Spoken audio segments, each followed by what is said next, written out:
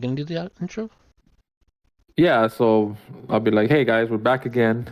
Eerie cast with Gusty and Spider.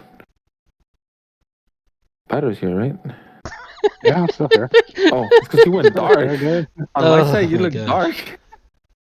Really? Like you went dark completely. I'm like, I don't know. Okay.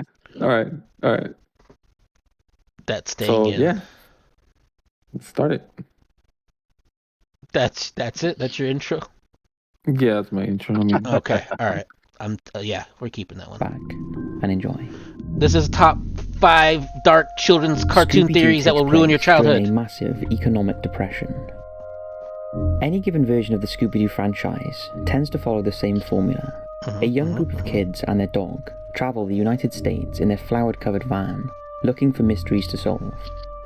On its surface, it seems completely innocent, but under further scrutiny, things start to seem strange. For instance, why aren't these teenagers in school or trying to find work? Perhaps it's the same reason that plenty of qualified and even highly skilled people... Well, they're not teenagers, right? That's what I was gonna say. Yeah. I thought they were like in their 30s. No? Maybe they're teens. mid-20s. Wait, they're teens? I don't remember them ever saying that they were teens in the show. What the heck? Okay, I didn't know that. Now, is it based on the movie? What? Like, okay, no, the characters. I'm not talking about the story. Like, the characters, are they really based like kind of like the movie? Because you seen the movie, that dumbass movie that came out a while back. Yeah. Was there any connection to the cartoon? Like, was it a good? Yeah, there's a connection to the cartoon. It's like a one-to-one. It's a one-to-one for the movies. No, because you know how there's movies that come out and they don't have nothing to do with the game. I mean, with the like, let's say Mario Brothers, for example. When that came out, it wasn't really like the game, so it's kind of like, you know what I mean? Like, does it? Yeah. The Scooby-Doo movies. I think the second one even like reflects back on some of the cartoon villains and stuff that they captured. Yeah. Oh, okay. Okay. Yeah. All right. Mm-hmm. Like engineers, doctors, athletes, and professors have all seemingly resorted to a life of crime. There are no schools, nor is there any available work. Oh yeah, I've heard this theory. And perhaps the whole world is in that they live in like the apocalypse or something. Just in the original series, the gang comes across 4 deserted mansions, 2 abandoned castles, an empty ski resort, amusement park, mine, Hawaiian village, airfield, and mill. Nearly all of the villains that they thwart are motivated by a need for money, which they all seem unable to make in more conventional ways, despite their high degree of skill in a variety of fields. If these villains had the option to put their skills to better use, they certainly would, rather than sitting in abandoned basements wearing convoluted disguises in an attempt to make money. All these abandoned places and displaced and disgruntled workers, along with the fact seasons did they make of this? You guys know? Have the time and will to drive aimlessly around the country solving mysteries. Edgar, do you know how many they made? The place where they live is in the throes of a severe financial collapse. I think the last one was there is no school system for them to attend, 70s? and there are no jobs to find. The last one? And so, many have resorted to crime. According to this theory, kids are free to chase their fantastical whims of being detectives since they have no better option. The Flintstones live on post-apocalyptic Earth. On its surface, the Flintstones cartoon seems like a light-hearted cartoon about Fred Flintstone and his family, living in the Stone Age town of Bedrock. There are talking dinosaurs and other prehistoric animals, all employed by the residents of Bedrock for a variety of jobs. I've never seen the movie, so I don't know what. However, if you think about the first movie is more, pretty good. Things begin to seem grim. Yeah. How is it that the residents of Bedrock all seem to have crudely constructed modern technology, like televisions and record players? How do all of those prehistoric I always wonder that. Like, live alongside this show is always kind of like a mix and of why like. Are most of them sentient and capable of speech? One theory suggests that perhaps the cartoon takes place not in the Stone Age, but in an era long after a global disaster rocked the planet and sent humanity. Yeah, because it's like a mix, right? Or like loosely like the future, kind of. Like it has a TV and. Yeah, it's kind of weird. Like they've got like a rock radio, stuff like that. Mm-hmm. I think even in like the later episodes, they have like a concert and with like electric guitars and stuff like that. Yeah, so it's kind of weird. Like, yeah, it's a weird combination. I didn't really watch this too could much account growing for the up. strange, But, often highly intelligent animals that are employed by Fred. But I do and like his the fellow cereal. humans. If there was some sort of nuclear disaster in the world's past, Fruity these creatures Pebbles would have evolved Yeah, rapidly, Fruity Pebbles, thanks to yeah. radiation-driven mutations, giving them a superficial resemblance to Radiation-driven some of the mutations. ancient animals that we have in our fossil record. Animals which never lived alongside human beings. The employment of those animals could just be practicality, rather than striving to recreate the technology that led to the global disaster in the first place. Humans instead have created a sort of hybrid technology that utilizes all of these newly sentient species and gives them something to do other than overthrow humanity. How else could the residents of Bedrock have such a complicated economy with banks, paper money, stores, job benefits, and even so How well was the movie? Was it good? I never seen it. if they were not attempting That's a movie to we reclaim never seen, some right? of the grandeur of a civilization I don't that think was so. obliterated long ago? I don't think it was ever in the wheel. The Flintstone family even celebrates Christmas at one point, a holiday which could not have existed if the cartoon took place in the Stone Age, thousands of years before the birth of Christ. Even the theme song of the cartoon hints that the Flintstones didn't take place in the Stone Age, instead calling them a modern Stone Age family, hinting that this is not the Stone Age of old, but a new one, taking place in the Did you modern know of any of this? after civilization was shaken by a human-caused catalysm. It's pretty Not cool. this theory. Yeah, not this theory. The Rugrats are all in Angelica's twisted Ooh. Yeah, I imagination. saw this theory. Every theory about the Rugrats are What like is it? super whimsical dark. cartoon following the exploits of a large cast of talking babies that originally aired through the 90s and early 2000s. These toddlers go on various adventures that stem from a combination of their day-to-day activities and their highly active imaginations. You know what? I'm One shocked. theory, however, interprets this cute little children's cartoon in an incredibly grim way. There's Firstly, never it been a argues movie, that Angelica, about this cartoon. the oldest of the toddlers, Like a movie, a legit movie. We're talking about like I think real there was. actors. There was a legit movie, I believe. Edgar, is there a movie of this that you know? Anything? Only the animated one. Yeah, I mean, But is that not Like with a live but not action? But live action. We're no, talking about real not babies. live action. No, what? Oh, Real because it could've been- babies. Real Yeah, 'cause it could've been like- babies. Oh. It could have been like live babies, but they just talk, or something. You're thinking, Look who's talking. what? No. Yeah, look who's talking was the. There was a that was what was it? Late 80s, early 90s movie, Mhm. but no. What you're thinking of, it's what's it called? Baby's Day Out. There was a live that- action one Yeah, that was live action. of pure babies. No, there was a pure babies movie. When they talked? Like, yeah, they were like spies or something. Oh, I don't know if you remember that. Yeah. I don't know what. Yeah, I remember that when you said spies. Yeah. I don't remember that one. Yeah, you're probably thinking of that one, dude. Yeah. Yeah, that's interesting. A live action movie where the babies are spies? Yeah, I do Yeah.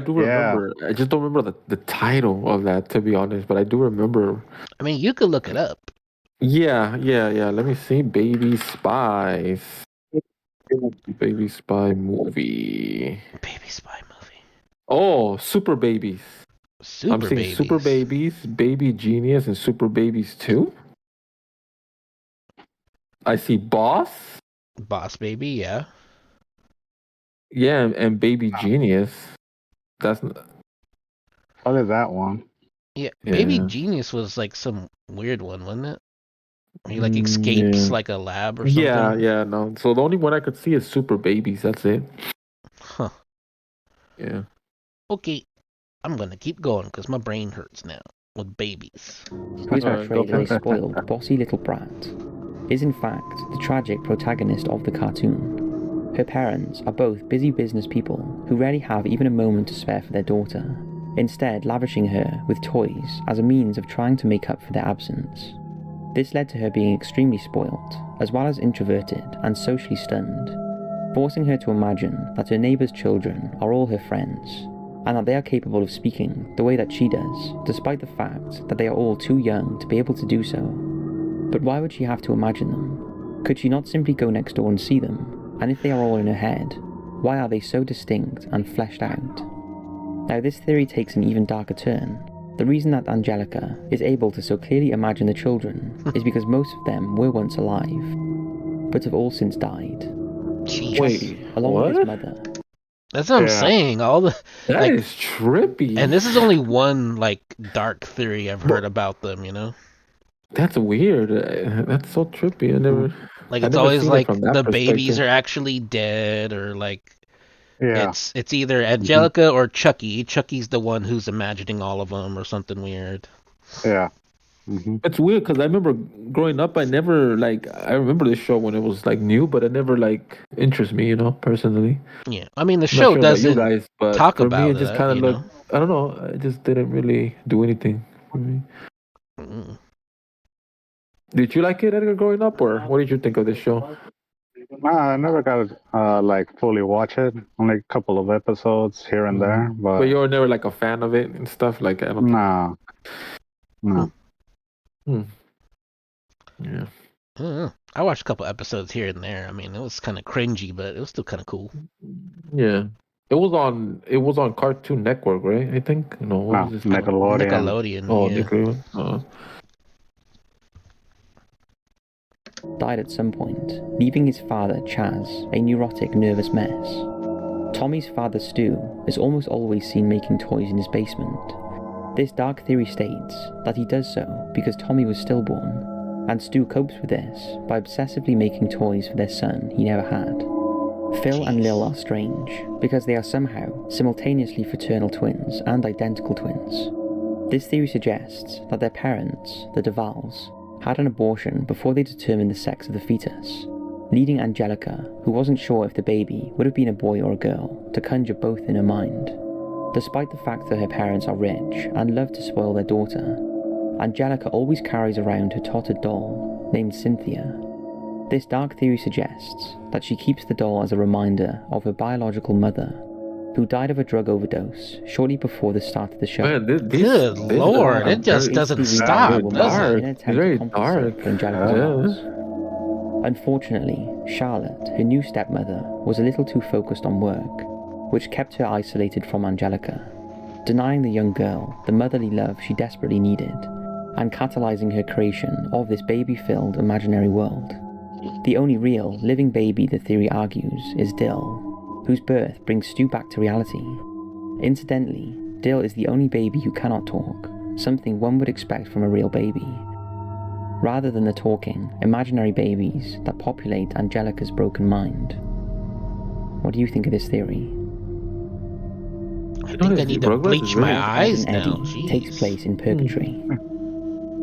Ed, and Eddy is a I've cartoon heard this one before, that too. revolves around a trio of same preteen here. boys who come up with various, often convoluted scams to con the kids living in their suburban cul-de-sac out of their money in order to buy their favourite candy, jawbreakers. Their plans almost always fail, leading to funny and often humiliating situations for the boys. One theory, however, presents an interesting and very dark alternative to the cul-de-sac and its residents. The cul-de-sac is not just a suburb, but is in fact a sort of purgatory. Each of the children of the neighbourhood is dead, arriving in the cul-de-sac one by one at different times over the course of a century. This explains their vastly different attitudes. You know what I don't and patterns understand? of Where do speech. these stories come It also from, though? explains why the children have strange... It's just What is people that? trying to make sense of as what the they're tongue watching often sometimes. turns a bluish colour after death. Yeah. This theory says that the first child to die was Rolf, the immigrant father whose family settled in the area that would become the cul-de-sac at the turn of the 19th century. Next came Johnny, who in an attempt to make up for his lack of friends in the desolate farmland created the imaginary plank to keep him company. Then Eddy died, having briefly lived with his migrant parents during the Great Depression, which ingrained in him his tendency to try to con people out of their money. Next came the controlling Sarah and comic-obsessed Ed, who lived in the area during the 40s, when pre-planned suburban developments were popular. They were the children of an absent working mother and a dead GI. They each developed their representative need for control and desire to escape as a result of being largely neglected as they grew up. Flower child, born to apathetic and selfish parents in the 60s. Ed was next, living with controlling and intellectual focus. It's weird because this is another cartoon that I didn't really watch. Ed was killed by a gas leak explosion he accidentally caused during an experiment he was trying to conduct. Next, Kevin arrived in the purgatory. The son of an abusive, alcoholic father, Kevin coped by bullying other children. Eventually he tried to stand up for his father, only to be beaten to death. Finally came Jimmy, a sickly child with protective parents, who would eventually succumb to an illness like leukemia. The children are all trapped in a purgatory, resembling the cul-de-sac in which they all died. Rolf and Johnny both dying before the suburb even existed. The rest dying as it grew and developed over time. Outside of the cul-de-sac is a frightening woodland, on the other side of which is a trailer park inhabited by a trio of teenage girls called the Conquest sisters, who torment and bully all of the residents of the cul-de-sac, especially the three Eds. The theory states that the sisters are demons of some variety, sent to try to push the kids either to heaven or to hell. And their focus on the Eds stems from the fact that the three of them have the weakest wills of all. Did you guys watch any of these growing up? Evidenced by the refusal. I didn't watch. this one. I didn't really watch Ed, and Eddy. No. No, I didn't. I think the only one was Scooby-Doo. I think that's the only thing I would watch. Yeah. I don't know. I think a lot of these theories are terrible. It's like Ed, he killed himself in the bathroom with the .45 Magnum. It's like, oh my god. Like it's all. It's like all how'd you pick that up from just watching the cartoon? Like what the hell? Exactly. That's why he's obsessed with reading magazines. Like what? It's funny. Sometimes they're a little far fetched. I feel like. Yeah. Yeah. Refusal to find more legitimate ways to make money. What do you think of this theory? Number 1. Disney Cars violently conquered the world. Cars. The Yeah. Disney Pixar Cars I've heard this one franchise before too. follows the adventures of No a cast way. of different cars, all of which talk and seem to be sentient and to varying degrees intelligent, while fun and playful on the surface. The setting of the films and the nature of the cars themselves forces adult viewers to ask some uncomfortable questions. For instance, who built the cars? It's clear from the various recognizable locations the cars visit, like Hollywood, Rome, and even Route 66 in the USA, that the film takes place on Earth. But if that's the case, where are all the people? This theory suggests that after humanity perfected autonomous you know what? driverless That's cars, interesting. the cars Yeah, became where are the resentful people? of humanity, and the fact You just said a very interesting point about this movie. Well, I don't know if they're gonna get into it, but I've heard like a really super long theory that like all of the like Pixar films are actually like one epic saga kind of thing. Like Toy Story? Yeah, so like Toy Basically, Story they're all- and Wall-E and Cars and airplanes and Yeah, that kind of makes sense. they're Yeah, all interconnected. Yeah. Let's see if he flushes it out, or if he's just gonna be like, where are all the cars? Where are all the people? Yeah. I saw one where it was said something about there are people inside the cars and they're pretending to be cars to stay alive or something weird like that. And someone even had like a cutaway. Someone had like a cutaway sketch of what it would look like as a person inside the car, because like the whatever the car is like feeding them and all that stuff. Like they're basically like in like a weird. Like they're in like a driving position, but they're stuck like that forever, and they got like wires and like stuff the hooked up to them. Matrix. Yeah, the Matrix, right? exactly. Yeah. All right, let's see how this goes. And then the car shot himself. that people viewed them solely as tools, rather than as complex beings. And so, the cars decided that they no longer needed humans, and systematically killed them off before settling into the vacuum humanity left behind. This theory is only made creepier by the fact that companies like GM and Ford are currently working on driverless cars. According to the theory, the reason that each car has a unique personality, including that of some famous individuals You know what? That makes like Jay sense, Leno actually. and Dale Earnhardt Jr., is because when the cars killed their drivers, they took on their personalities. In a sense, fusing humanity with cars.